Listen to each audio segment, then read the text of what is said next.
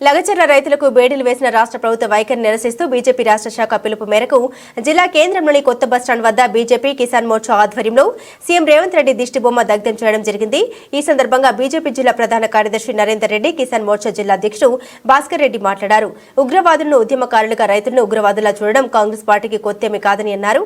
లగచర్ల ఘటనలో అక్రమంగా అరెస్టై జైల్లో ఉన్న గిరిజన రైతుకి గుండె నొప్పి రావడంతో తనను ఆసుపత్రికి తీసుకెళ్లేందుకు ఉగ్రవాదులకు వేసినట్లు బేడీలు వేసి తీసుకెళ్లడాన్ని బీజేపీ తీవ్రంగా ఖండిస్తోందని అన్నారు.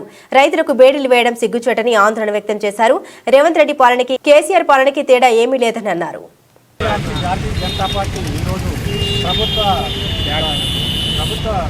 దహనం చేయడం జరిగింది. గత ప్రభుత్వం కూడా మిర్చి రైతుల మీద దాడి చేసింది. ఈ ప్రభుత్వం లగచర్లలో జరిగిన దాడిలో ఏదైతే టీఆర్ఎస్ కార్యకర్తలు మోసపూరితంగా ఒక కలెక్టర్ను మాయమాటలు చెప్పి వాళ్ళని మోసం చేసిన కార్యకర్తలు రైతులను మోసం చేసి వాళ్ళపైన ఇప్పుడు అమాయకంగా కేసులు పెట్టి వాళ్ళను జైల్లో కొట్టడము అమానుషమని భారతీయ జనతా పార్టీ ఈ సందర్భంగా ప్రభుత్వాన్ని ఖండిస్తుంది. రైతులకు బేడీలు వేసి ఉండే రైతులను కూడా బేడీలు వేసి తీసుకుపోతున్నారు. వాళ్ళు పెద్ద రైతుల తీవ్రవాదులతో